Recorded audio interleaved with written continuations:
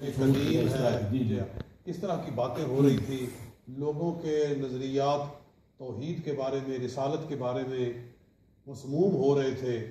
ایسے وقت میں اللہ تعالیٰ نے حضرت غوث پاک رضی اللہ تعالیٰ عنہ کو بھیجا، اور آپ کے تشریف لانے سے، آپ کی مسائی جمیلہ سے، آپ کے واعظ سے وہ سب فتنوں کا کلا کما ہوا، اور اسلام جو ہے اپنے صحیح نقشے کے اوپر وہ ظاہر ہوا۔ تو اس لحاظ سے آپ کو محی الدین کہا جاتا ہے۔ سبحان اللہ۔ اور پھر آپ کے وہاں سے سینکڑوں نہیں ہزاروں یہود و نصارہ، آگ پرست، ستارہ پرست لوگ، مختلف گمراہ عقائد کے لوگ اسلام کے اندر دھڑا دھڑ داخل ہوئے۔ آپ کی ایک ایک مجلس کے اندر 500 بندہ اسلام لاتا تھا۔ ایک ایک وقت میں 500 لوگ بھی اسلام لائے ہیں آپ کی واعظ کی مجلس کے اندر۔ اس لیے بھی آپ کو محی الدین کہا جاتا ہے کہ آپ کے آنے سے دین کو ایک نئی زندگی حاصل۔ سبحان اللہ۔ ہمارے ساتھ محترم شہزاد صاحب ہیں مانچسٹر سے۔ السلام علیکم شہزاد صاحب۔ وعلیکم السلام ورحمۃ اللہ وبرکاتہ۔ جناب آپ کو خوش آمدید کہتے ہیں اس پروگرام میں۔ جناب تمام علماء کرام کو میری طرف سے بہت بہت سلام۔ ماشاءاللہ بہت اچھا پروگرام چل رہا ہے۔ جناب میرے 3 سوال ہیں، اور میں امید کرتا ہوں کہ قرآن و سنت کی روشنی میں مجھے اس کا جواب دیا جائے۔ جی پہلا سوال ہے کہ آیا حضور غوث اعظم نے حضور صلی اللہ علیہ وسلم کا میلاد منایا؟ جی بہت اچھا سوال ماشاءاللہ۔ جی دوسرا سوال ہے کہ میلاد میں عورتوں کا جانا کیسا؟ اور تیسرا سوال یہ ہے کہ جہاں عورتیں جس میلاد میں ہوتی ہیں جلوس میں، اس میں اس کو علماء کرام جو ہیں اس کو ٹھیک ہے کریں، اس کو کیسا؟ صحیح، بہت شکریہ۔ آپ کے تینوں سوال ہمارے پاس آ چکے ہیں، اور الحمدللہ یہ سوال کل بھی پرسوں بھی ڈسکس ہوئے، لیکن مزید کیونکہ جب نیا پینل آتا ہے تو میں بھی چاہتا ہوں کہ اس میں مزید اور روشنی ڈالی جائے، اور ہر الحمدللہ اسکالر ایک اپنا ویو اور پوائنٹ رکھتے ہیں، اس پر انشاءاللہ ہم ضرور بات کریں گے۔ یہ کیوں لگا؟ یہ تو بات ہوگی محی الدین کے لقب کے حوالے سے، اور مجدد جو ہے وہ تو حضور صلی اللہ علیہ وسلم نے خود فرمایا، ابو داؤد شریف کی حدیث ہے، ابو ہریرہ رضی اللہ عنہ سے مروی ہے کہ فرمایا نبی اکرم صلی اللہ علیہ وسلم نے کہ ان اللہ تعالی سیبعث علی رأس مئۃ کل سنۃ من یجدد لہا دینہا۔ اللہ تعالیٰ اس امت کے لیے ہر 100 سال کے سرے پہ ایسا شخص پیدا کرے گا جس کی وجہ سے اللہ اس دین کو دوبارہ تازہ کر دے گا، نیا کر دے گا۔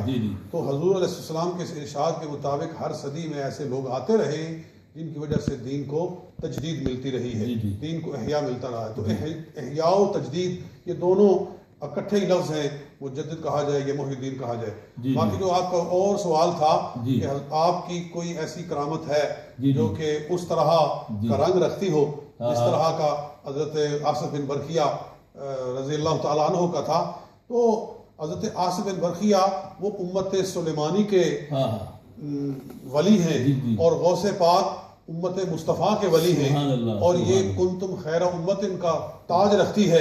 اس لیے آپ کی پھر کرامات بھی اسی رنگ میں ہیں۔ بلکہ میں تو یہ کہتا ہوں کہ پہلے انبیاء کرام کو ایک ایک معجزہ، 2 معجزے دیے گئے تھے، اور نبی پاک صلی اللہ علیہ وسلم کو سراپا معجزہ بنایا گیا تھا۔ اسی طرح سے دوسرے اولیاء اللہ کو یا پہلی امتوں کے اولیاء اللہ کو اللہ تعالیٰ نے کوئی ایک کرامت دی، کسی کو کوئی 2 کرامتیں دی، مگر حضرت غوث پاک شہنشاہ بغداد رضی اللہ عنہ وہ ہیں جن کو اللہ تعالیٰ نے سراپا کرامت بنایا ہے، سر کے بالوں سے لے کر پیروں کو ناخن تک، گویا وہ کرامت ہی کرامت ہے۔ نبی پاک صلی اللہ علیہ وآلہ وسلم بھی فرماتے تھے کہ جو معجزہ مانگنا ہے مانگو۔ آدمی آتا ہے کہ مجھے کیسے پتا چلے کہ آپ اللہ کے رسول ہیں؟ آپ فرماتے ہیں جو تو معجزہ چاہتا ہے دیکھنا تجھے وہی دکھا دیا جائے گا۔ جی یہ دلائل نبوت کے اندر حدیث ہے۔ وہ کہتا ہے کہ وہ سامنے والا جو درخت کھڑا ہے وہ اگر آپ کے پاس چل کر آ جائے تو میں کلمہ پڑھ لوں گا، تو آپ فرماتے ہیں جاؤ اسے کہو تجھے اللہ کا رسول بلا رہا ہے۔ تو درخت دوڑا ہوا آپ کی بارگاہ میں حاضر ہو جاتا ہے۔ حضور صلی اللہ علیہ وسلم یہ نہیں فرماتے کہ بس میں تجھے یہ معجزہ دکھا سکتا ہوں، یہی حال غوث پاک کا ہے۔ حضرت غوث پاک رضی اللہ تعالیٰ عنہ ہو، آپ یہ نہیں کہ ایک خاص ان کے پاس کوئی کرامت تھی، بلکہ وہاں تو کرامتوں کا دریا بہ رہا ہے، جو بھی چاہو وہ دکھانے کے لیے تیار ہے۔ آپ کی کرامتوں میں سے مشہور کرامت وہ ہے جس پر بعض مخالفین اعتراض بھی کرتے ہیں کہ جی 12 سال کی بیڑی کیسے آپ نے دوبارہ زندہ کر دی۔ بڑا خوبصورت آپ نے واقعہ شروع کیا، یہی پھر کنٹینیو کریں گے ہمارے ساتھ محترم پرویز صاحب ایپی ٹو بلوچ سے۔ السلام علیکم جی۔ وعلیکم السلام قاری صاحب اور علماء امت علماء سمت کی خدمت میں السلام علیکم۔ بسم اللہ، وعلیکم السلام۔ قاری صاحب آپ نے جو مدد کے حوالے سے جو آپ نے ٹاپک رکھی ہے اس کے ریلیٹڈ اگر کچھ سوالات ہیں میری طرف سے نہیں، اور سوال پوچھنے کی جو نیت ہے فاسألوا اہل الذکر ان کنتم لا تعلمون، اہل ذکر موجود ہیں، ماشاءاللہ میں جانتا کچھ نہیں اس لیے یہ سوال علماء کی خدمت میں پیش کر رہا ہوں۔ جی فرمائیں۔ پہلا جو اعتراض پیش کیا جاتا ہے کہ سورہ بقرہ میں اللہ ارشاد فرماتا ہے عزیر علیہ السلام کو کہ آپ اس موت کے حالت میں کتنا عرصہ رہے، تو آپ نے فرمایا یا اللہ دن یا دن کا بعض حصہ۔ اعتراض کرنے والے کہتے ہیں کہ اگر اللہ کے نبی کو موت کے بعد علم ہوتا تو آپ فرما دیتے کہ میں اس حالت میں 100 سال سے عرصہ رہا ہوں، مگر آپ نے فرمایا دن یا دن کا بعض حصہ۔ اس کے بعد آتے ہیں سورہ فاطر میں تو وہاں پہ وما یحسب الاحیاء ولا الاموات کی آیت پیش کرتے ہیں۔ علماء اگر اس پہ گفتگو فرمائیں تو جو مین پوائنٹ ہے وہ ہے وما انت بمسمع من فی القبور، کہ آپ جو قبر میں پڑے ہوئے ہیں آپ ان کو نہیں سنا سکتے۔ اگر علماء اس پہ بھی گفتگو فرما دیں تو ہم سب کی رہنمائی ہو جائے گی۔ تو اس کے بعد ابھی قبلہ ریاض شاہ صاحب نے مجدد الفسانی پاک رحمۃ اللہ تعالی کے حوالے سے گفتگو فرمائی ہے، تو قاری صاحب اگر آپ کی اجازت ہو تو دوسرا جو اعتراض پیش کیا جاتا ہے وہ یہ ہے، اگر شاہ صاحب اس پر گفتگو فرمائیں تو ہماری بھی شاہ صاحب کی مہربانی ہوگی، آپ کی کرب نوازی ہوگی۔ تو مجدد الفسانی پاک فرماتے ہیں کہ اللہ رب العالمین نے پیران پیر کو اس طاقت سے نوازا ہے کہ اگر میرا شیخ جیلانی تقدیر مبرم میں ہاتھ ڈالے تو شیخ جیلانی کا ہاتھ رب خالی نہیں موڑتا، اللہ نے مجھے بھی انہی طاقتوں سے نوازا ہے۔ حنفی جو سوال پیش کرتے ہیں وہ کہتے ہیں کہ آپ کے جو اولیاء ہیں وہ تقدیر مبرم میں ہاتھ ڈالیں تو رب ان کا ہاتھ خالی نہیں موڑتا۔ آپ کی کتابیں بتا رہی ہیں کہ حضرت ابو طالب نے کلمہ نہیں پڑھا، اگر قبلہ شاہ صاحب اس میں گفتگو فرما دیں تب سب کی رہنمائی کی دعاؤں میں یاد رکھنا۔ بہت اچھا شاہ صاحب، یہ سوال آپ کی طرف ہی آئے گا تو آپ اس کو ذہن میں رکھیں، اس کا جواب آپ دے دیں۔ جی حضور۔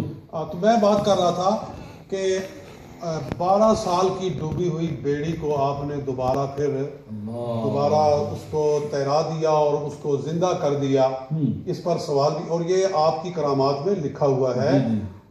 سیرت غوث الثقلین کے اندر بھی یہ موجود ہے، تذکرہ غوثیہ کے اندر بھی یہ آپ کی کرامت موجود ہے، اور اس طرح آپ کے سیرت نگاروں نے اس کو لکھا ہے، یہ آپ کی کرامت ہے اور صحیح ہے۔ اس پر اعتراض کیا جاتا ہے کہ جناب وہ 12 سال کے وہ لوگ ڈوبے ہوئے وہ کیسے دوبارہ زندہ ہو گئے؟ ان کی تو لاشوں کو مچھلیاں کھا گئی، ہڈیاں ختم ہو گئی، سب کچھ ختم ہو گیا، یہ کیسے ہو سکتا ہے؟ یہ ناممکن ہے۔ آپ خام خواہ ایسی انہونی باتیں کرتے ہیں اولیاء اللہ کے بارے میں۔ تو اس کے بارے میں قرآن پاک کی روشنی میں ایک دو عرض کرتا ہوں اس پر حوالہ جات کہ دیکھیے اللہ احکم الحاکمین ارشاد فرماتا ہے کہ الم تر الی الذین خرجوا من دیارہم وهم الوف حذر الموت فقال لهم اللہ موتوا ثم احیاهم ان اللہ لذو فضل علی الناس ولکن اکثر الناس لا یشکرون۔ کہ آپ نے نہ دیکھا ان لوگوں کی طرف جو اپنے گھروں سے نکلے اور وہ ہزاروں کی تعداد میں تھے، فقال لهم اللہ موتوا، اللہ نے فرمایا مر جاؤ، تو وہ سارے مر گئے، ثم احیاهم، پھر خدا نے ان کو زندہ کیا۔ وہ واقعہ یہ ہوا کہ کچھ ایک قوم طاعون کے مرض سے، طاعون کسی علاقے میں پھیلا تو وہ وہاں سے بھاگ اٹھے۔ مسئلہ یہ ہے کہ جس علاقے میں طاعون پھیلے تو جو وہاں موجود ہوں وہاں سے نہ بھاگے، جو وہاں طاعون میں فوت ہو جائے گا شہید ہو کر اللہ کی بارگاہ میں پیش، اور جو وہاں نہیں ہے وہ ادھر جائیں نہیں، تو وہ لوگ بھاگ اٹھے۔ تو رستے میں اللہ نے فرمایا کہ مر جاؤ، تو وہ مار دیے گئے۔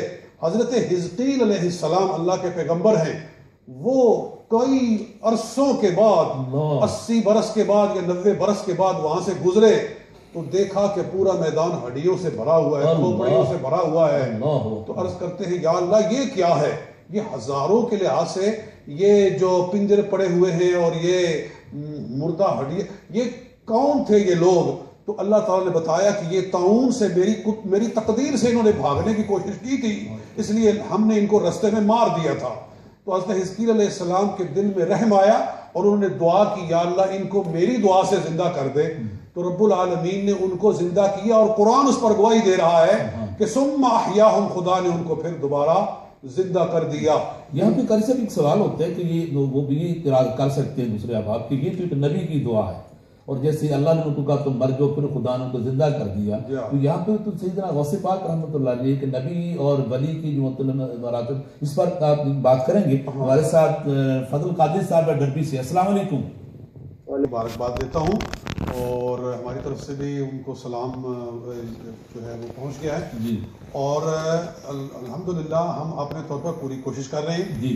اس جمعہ پر، گزشتہ جمعہ پر اپنی مسجد میں ہم نے اعلان کیا تھا اور ہمارے اپنے ادارے کی طرف سے 2 کوچیں جا رہی ہیں. الحمدللہ قریباً 60 سے زیادہ لوگوں نے نام لکھوا دیے ہیں ہمارے ایک ہی کال کے اوپر اور ابھی نام آ رہے ہیں انشاءاللہ. تو تقریباً 2 کوچوں کا انتظام خود ہماری مسجد باقی ہے، انشاءاللہ سے مزید ساتھی اور آئیں گے. اسی طرح ہمارے مانچسٹر کی سطح پر کافی کام ہو رہا ہے، کئی مساجد سے کوچے جا رہے ہیں. اس طرح ہر ٹاؤن کی سطح پہ ہمارے علماء کرام مشائخ سے بزرگ ہے، اس طرح کام کرے تو الحمدللہ یہ بڑی کامیابی مسلمانوں کو نصیب ہوگی. بالکل. تو حضرت بات کر رہے تھے تو اللہ کے نبی نے دعا فرمائی. جی. تو دعا فرمائی حضرت حزقیل علیہ السلام نے، تو وہ ہزاروں کے حساب سے مردے اللہ تعالیٰ نے زندہ کر دی اور خود خدا قرآن میں ارشاد فرما رہا ہے. معلوم ہوا کہ مرے ہوئے لوگوں کو اللہ تعالیٰ پھر دوبارہ زندہ کر دیتا ہے اور وہ پھر اپنا وقت جو ان کا تھا وہ ہوا. کیا مسئلہ یہ ہے کہ جو آدمی اپنی زندگی پوری کر کے فوت ہو جائے نا وہ دوبارہ نہیں اٹھایا جاتا. وہ دوبارہ نہیں اٹھایا جاتا. مسئلہ سمجھنے والا ہے. سوال یہ کرتے ہیں کہ تقدیر تو آگے پیچھے ہو ہی نہیں سکتی، موت تو آگے پیچھے ہو ہی نہیں سکتی. اذا جاء اجلها اذا جاء اجلها لا يستأخرون ساعة ولا يستقدمون. جب موت آ جائے تو ایک لمحہ آگے پیچھے نہیں ہو سکتی. تو یہ 12 سال کی بیڑی کیسے ترا دی گئی؟ تو اس کا جواب یہ ہے کہ جو تو اپنی طبی حیات پوری کر کے فوت ہو اس کو دوبارہ نہیں لایا جاتا، لیکن کچھ لوگوں سے ان کی کسی غلطی کی وجہ سے ان کی زندگی چھین لی جاتی ہے. ابھی انہوں نے زندگی پوری نہیں کی ہوتی تو کسی گناہ کی وجہ سے، کسی نافرمانی کی وجہ سے ان کی زندگی چھین لی جاتی ہے. اس موقع پر ممکن ہے کہ کسی نبی کی یا کسی ولی کی دعا کام آ جائے اور ان کی سزا معاف کر دی جائے اور ان کی چھینی ہوئی زندگی جو باقی رہ گئی تھی وہ واپس لوٹا دی جائے اور وہ اپنی دوبارہ دنیا میں آ کر اپنی زندگی پوری کر لے. جس طرح حضرت حزقیل علیہ السلام کی دعا سے وہ لوگ جو موت سے بھاگے تھے اللہ نے ان کی زندگی کو کم کر دیا اور مار دیا، پھر اللہ کے پیغمبر کی دعا سے واپس لائے گئے اور انہوں نے اپنی حیات کو پورا کیا. اسی طرح وہ لوگ جو کو بیڑی میں ڈبوئے گئے تھے وہ بھی اپنی کسی نافرمانی سے ڈبوئے گئے تھے، پھر حضرت غوث پاک شہنشاہ بغداد رضی اللہ تعالیٰ کی دعا سے ان کو واپس لایا گیا اور انہوں نے اپنی حیات کو پورا کر لیا. اور نبی کی دعا ہو یا ولی کی دعا ہو، سننے والا اللہ تعالیٰ ہے اور اللہ خود ارشاد فرماتا ہے، حدیث قدسی ہے یعنی کلام خدا بزبان مصطفیٰ. حضور صلی اللہ علیہ وسلم ارشاد فرماتے ہیں کہ لا یزال العبد یتقرب الی بالنوافل حتی احببتہ. رب فرماتا ہے کہ بندہ نوافل سے میرے قریب آتا ہے وہ پھر میں اسے اپنا حبیب بنا لیتا ہوں. فلئن سألنی لأعطینہ، پھر وہ مانگتا جاتا ہے میں دیتا جاتا ہوں. وہ جو مانگتا ہے میں اس کو آتا ہوں. لأعطینہ لام تاکید لگایا گیا ہے، آخر میں نون ثقیلہ لگایا گیا ہے، یعنی تاکید در تاکید لگائی گئی ہے. ضرور بضرور میں اس کو نوازتا ہوں، بس وہ مانگے صحیح میں اس کو دیتا ہوں. تو اگر عام آدمی اگر نوافل سے قرب خدا پالے تو اس کی دعا رد نہیں کی جاتی. تو جو شہنشاہ اولیاء ہو، سلطان الاولیاء ہو، قدمی حاضی رکبت کل ولی اللہ کا نعرہ لگانے والا ہو، اس کی دعا پھر کیا مقام رکھتی ہے. سبحان اللہ سبحان اللہ. ہمارے ساتھ محترم ڈبلیو خان صاحب لندن سے. السلام علیکم. وعلیکم